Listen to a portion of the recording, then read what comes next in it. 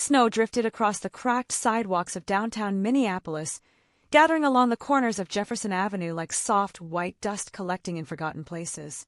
The morning traffic hummed, headlights glowing through the pale winter air as commuters hurried past the old brick church on the corner, St. Bridget's, its bell tower rising like a guardian above the cold city. On its steps sat a young woman curled into a thin navy coat that wasn't made for winter, her knees pulled close to her chest, her breath trembling in the frozen air. Her name was Maya Whitfield, 23 years old, and the world had shrunk down to these steps, this coat, and the hard truth that she had nowhere else to go. Her sneakers were soaked through, the laces frayed. Her hair, dark chestnut and once meticulously brushed, now hung tangled around her face. She shivered with the involuntary spasms of someone who had not slept indoors for too many nights in a row. People passed her without looking, or worse, with quick sideways glances that said they wished she were invisible. She had learned weeks ago that people rarely wanted to witness a story like hers. It reminded them that everything they relied on, jobs, homes, relationships, could collapse too. But then she heard the uneven pattern of small boots approaching, crunching lightly through the snow. A child's steps. A moment later, a thin figure in a puffy pink jacket stopped in front of her. The girl couldn't have been more than 7. She had curly blonde hair stuffed under a knitted beanie with a white pom-pom, and her cheeks were rosy from the cold. She held a small paper cup of hot chocolate, steam rising from the lid. The girl stared at her with a curious openness that adults seemed to lose. "Are you cold?" she asked, her voice a soft, high note in the quiet morning air. Maya blinked, momentarily stunned that someone had spoken to her. "I'm okay," she lied. "You don't look okay," the girl said matter-of-factly. Before Maya could respond, the church door swung open and a man stepped out. He was tall, bundled in a charcoal coat, with tired but kind eyes behind rectangular glasses. "Lily," he said gently, "I told you to wait by the door." The little girl, Lily Harrington, looked back at him but didn't move. "Daddy, she's freezing." Maya managed a faint smile. "I'll be fine." But her voice cracked just enough to betray her exhaustion. Lily took a tiny step closer, holding out her hot chocolate with both mittened hands. "You can have mine," she said. "It's really warm." Maya's throat tightened. She felt tears threaten, hot and humiliating, and she glanced up quickly so they wouldn't fall. "Sweetheart, that's very kind, but that's yours." "I have another one inside," Lily insisted. "This one's extra." Her father approached slowly, kneeling beside her. "Lily, sweetheart." "Maya might be." He hesitated as he looked at the young woman more closely. She might have allergies or something. He was trying to be tactful, but his gentle caution was clear. Lily frowned. "It's just hot chocolate." Maya didn't reach for it, not because she didn't want to, but because taking anything from a child made her feel like she had fallen even further than she could bear acknowledging. "I appreciate it," she said softly, "but you keep it, okay?" Lily studied her for a long moment, her breath making little clouds in the cold air. Then she stepped even closer. "I think you need a hug," she said. Before Maya could react, Lily wrapped her small arms around her neck and squeezed. Maya froze. The world froze.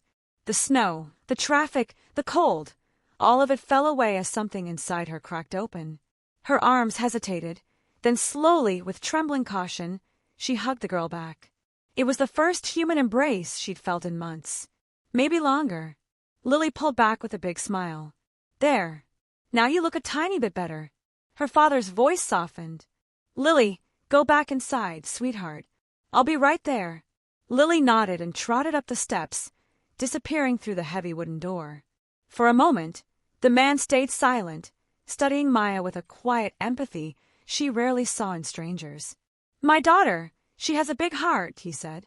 "She doesn't understand certain things yet, but she sees people." Maya swallowed. "She's wonderful." "I'm Daniel Harrington," he said, extending a gloved hand. She hesitated, wondering if he would flinch at touching her. But he didn't. She shook his hand weakly. "Maya, are you waiting for the morning shelter transport?" he asked. "No, I'm not staying at shelters." He nodded slowly, as if he understood there was a story behind that, and there was, but she wasn't ready to tell it. "Well, If you ever need something warm to drink or a place to sit for a while, the church doors are open until noon. There's coffee and pastries. No questions asked. She lowered her gaze. Offers like that were dangerous. They made you hope. He stood, brushing snow from his coat. Take care today, Maya. Then he turned and went inside. The door clicked shut. The winter swallowed her again. But she stayed where she was, hugging her knees tighter, trying to steady the trembling in her chest that Lily's hug had stirred up, something warm and unbearably painful at once. An hour passed. The church traffic increased, members coming and going, the city waking up fully. But inside Maya, the cold had settled deeper. Hunger gnawed at her. Sleep tugged at her heavy eyelids. She rubbed her hands together until her skin stung. When the church door opened again, she didn't bother looking up until she heard the hurried patter of small boots. Maya! Lily's cheerful voice called. Maya raised her head. The girl held a small Ziploc bag of chocolate chip cookies, along with a thick knitted scarf in lavender and white stripes. Daddy said you can have these, she said proudly. Maya looked past her. Daniel stood in the doorway again, keeping his distance this time but giving a small nod of encouragement.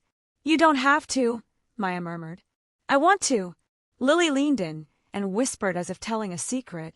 And Daddy said everyone deserves warm things. Maya's breath shook. She accepted the bag of cookies, her fingers brushing the soft yarn of the scarf. It felt almost unreal to touch something new, something made with care. Thank you, she whispered. Lily beamed. You're welcome. Mommy made the scarf. Maya stiffened. Your mom. She died, Lily said simply. 2 years ago. Daddy says she watches us from the sky. I don't know how, but maybe God has ladders. Daniel stepped forward gently. Lily, let Maya rest now, okay? The girl nodded and skipped back inside again, leaving Maya staring after her. Grief, kindness, loss, warmth. It all hit her, so suddenly she could barely breathe, like someone had lifted a curtain inside her chest and all the light she had been hiding from spilled through. She wrapped the scarf around her neck, her hands shaking uncontrollably. She didn't cry. Not yet. But the thread of tears sat heavy behind her eyes. Daniel approached again, slower this time. If you don't mind my asking, do you have somewhere to go tonight? It's supposed to drop below 10 degrees. Dangerous cold. I'll figure it out, she said, though she knew she wouldn't. He nodded slowly, not pushing. We have warm soup inside. You can sit in the back if you don't want attention. Nobody will bother you. Maya looked at the church door. Warmth. Food. Safety. All things she had been afraid to accept. Afraid she didn't deserve. She didn't have the words. You're not a burden, Daniel said quietly, reading the fear in her eyes. You're welcome. Her voice cracked. Just for a little while. He offered a small smile. That's enough. She stood, her legs stiff and numb, and followed him inside. The warmth hit her first, a wave of heated air that stung her frozen skin and thawed the tips of her fingers. Then came the smell of coffee, cinnamon, and something hearty cooking in the small church kitchen. People bustled quietly, some arranging him books, others talking in hushed conversations. Maya kept her head down, trying to blend into the background, but Daniel walked beside her with a steady, calm presence. Lily ran up to her again, proudly holding a styrofoam cup. I made you hot chocolate this time, she declared. Daddy showed me how to stir it. Maya took it with both hands, letting the warmth seep into her fingers. Thank you, Lily. The girl grinned. You're welcome. Then she leaned closer. If you get sad, I can hug you again. I'm very good at it. Maya felt a choking laugh escape her chest. I believe you. They sat at a small round table near the back. Lily colored in a little book while Maya sipped the hot chocolate slowly, savoring each sip like it was the first warm drink of her life. And in a way it was. Warmth she didn't have to earn. Kindness she didn't have to beg for. Daniel sat across from her. You're safe here, he said softly. That's all you need to think about right now. Maya nodded, gripping the cup tighter. He didn't ask what happened to her. He didn't ask why she was homeless. He didn't ask where her family was. He just let her exist without explanation, and that was somehow more healing than anything else could have been. Hours passed. People came and went. Snow outside thickened, blanketing the cars and sidewalks. Maya sat in that warm room, drifting between moments of awareness and drowsiness. She hadn't slept properly in days. Her eyelids grew heavy. At one point she jolted awake, realizing her head had leaned dangerously close to the table. "You can sleep," Daniel said quietly. "It's okay." She shook her head. "I don't want to cause trouble." "You aren't." But she stayed awake, afraid that if she slept she would wake up alone again, back outside on the cold stone steps, and all of this would vanish like a dream. Around 1 in the afternoon, a volunteer announced that the church was closing early due to the worsening storm. Maya stiffened. The panic was immediate, crawling up her spine. She wasn't ready to go back outside. Not into the storm. Not into the uncertainty. Daniel seemed to sense it. He crouched beside her chair. "Do you have any place, any friend, any shelter line you can call?" he asked gently. Maya felt the air leave her lungs. "No." "Do you?" He hesitated, choosing his words carefully. "Do you want me to help you call someone?" She shook her head. The truth was there wasn't anyone left to call. Lily tugged on her father's sleeve. "Daddy, Maya can come with us." Daniel looked at her helplessly. "Lily, sweetheart, that's not how it works. We can't just take someone home without talking to people who know how to help." "But she's cold," Lily insisted earnestly. "And she's nice. And she needs us." Maya looked away, ashamed that she was the cause of such conversation. "I'll be okay," she whispered. "I'm used to it." Lily's face fell. "But I don't want you to be used to it." The little girl's words pierced her deeper than anything had in years. Daniel took a breath, his expression shifting as if trying to bridge the impossible. "Maya," he said gently, "would you let me drive you to the downtown warming center? It's safe, monitored, and you won't freeze out there tonight. I can stay until you're checked in." Maya opened her mouth, then closed it. She wanted to refuse out of pride, out of fear, out of everything inside her that said she didn't deserve help. But the memory of last night's cold, the numbness in her hands, the trembling in her bones, she couldn't face that again. "Okay," she whispered. Relief washed across Daniel's face. "Good." They packed up their things. Lily slipped her coloring book into her backpack, and together they stepped back into the storm. Snow whipped around them, the wind sharp against exposed skin. Maya hunched deeper into the scarf as they walked toward Daniel's SUV parked at the corner. Once inside, the heater blasted warm air, fogging the windshield. Maya sat in the back seat beside Lily, who handed her a small plush teddy bear wearing a knitted sweater. "You can borrow him," Lily said. "He's good at keeping people company." Maya held the teddy gently. "Thank you."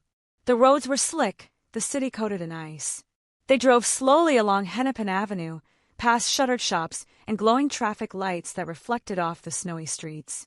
The SUV hummed softly, the heater humming louder. At a red light, Lily suddenly asked, "Maya, were you scared out there?" Maya stared at her hands. "Sometimes," she admitted. "It's okay to be scared," Lily said. "Daddy gets scared too. But he says scared people are the bravest." Daniel gave a soft, embarrassed laugh. "I did say that, didn't I?" Lily nodded proudly. Maya looked out the window, the city blurring through streaks of snow. "Your dad, he seems like a good man." "He is," Lily said without hesitation. "And you're a good person too. I can tell." Her voice was so certain, so absolute, that Maya had to fight back the tears rising again. The warming center was a large, renovated brick building near the Mississippi River, with bright floodlights illuminating the entrance and volunteers in reflective vests ushering people inside. The parking lot was full of snow-covered boots, blankets, carts, lives carried on wheels. Daniel parked and turned to Maya. "I can walk you in if you want." She nodded. He helped her out of the car while Lily held her hand tightly, tugging her along as if she belonged with them. Inside the entrance, volunteers checked names and handed out blankets. Warm air hit them in a wave, along with the chatter of dozens of people seeking shelter from the storm. A volunteer named Angela approached. "Hi there," she said kindly. "First time checking in?" Maya nodded. "We'll take good care of you. Hot meals start in 20 minutes, and we're open all night." Maya exhaled shakily. Relief, fear, gratitude, all tangled together. Lily hugged her one last time. "I'll come see you tomorrow," she promised. Daniel gently corrected her. We'll try, sweetheart. But Maya shook her head. You don't have to do that. Lily frowned. But I want to. Daniel placed a warm hand on his daughter's shoulder. We'll see, he said gently, then looked at Maya. If you're here tomorrow, we'll stop by. Just to check in. Maya felt the ache in her chest again, that unbearable ache that came whenever someone treated her like she mattered. Thank you, she whispered. Daniel nodded. Lily waved hard. And then they left, stepping back into the swirl of snow until the doors shut behind them. Maya stood alone in the lobby, clutching the teddy bear Lily had lent her. The warming center was noisy, bustling. People huddled in chairs, some wrapped in thick blankets, some dozing already. A TV played muted local news, lights flickering across tired faces. Maya found an empty corner cot, sat down, and finally allowed herself to breathe fully. For a long time she stared at her hands, at the soft threads of a lavender scarf around her neck, at the little teddy bear with the knitted sweater. She didn't cry. She didn't know how to yet, but she felt something shift inside her, something warm, fragile, and terrifying. Hope. Later that night, after hot soup and a brief attempt at sleep, she lay staring at the ceiling when she heard a tiny whisper from the cot beside her. What's his name? Maya turned. A small boy, maybe 6, peeked over the blanket from the next cot, pointing at the teddy bear. Maya shook her head softly. I don't know. Looks like a Charlie, the boy said with authority.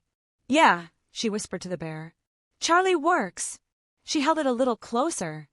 Outside, the storm raged. Inside, she felt warm for the first time in months. When she finally drifted into sleep, she dreamed of church bells, lavender scarves, and a little girl's voice saying, I think you need a hug. The next morning, sunlight pushed through the frosted windows, turning the room a pale gold. Volunteers moved quietly, preparing breakfast. People stirred under blankets.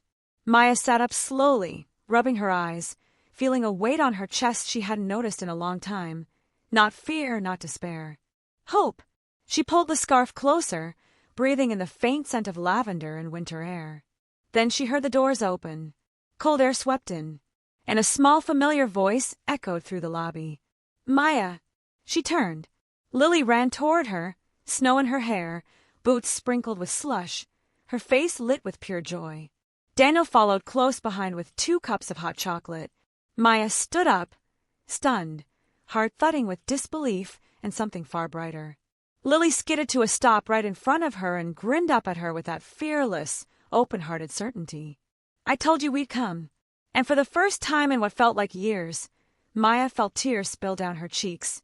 Not from fear, not from the cold, but from the overwhelming impossibility that someone had actually come back for her. Daniel stepped forward, offering the hot chocolate with a gentle smile. Morning, Maya. She took it with shaking hands. Snow clung to their coats. Warmth filled the room. Something unspoken passed between them, fragile, new, undefined. And then Lily reached for her again, wrapping her little arms around Maya's waist in a hug that melted every frozen place inside her. You look better today, Lily said into her coat. Way better. Maya knelt, hugging the little girl back, tears wetting her cheeks, her heart breaking open in the most painful, beautiful way. The warming center hummed around them, volunteers calling out breakfast, footsteps echoing on polished floors. But for Maya, everything narrowed to this one impossible moment, a moment she would carry forever. A moment where someone saw her. A moment where she mattered. A moment where a little girl had given her something she didn't think she would ever feel again. A beginning. Maya closed her eyes, holding the child tightly as snow drifted softly outside the windows. And the story didn't end. It was just opening.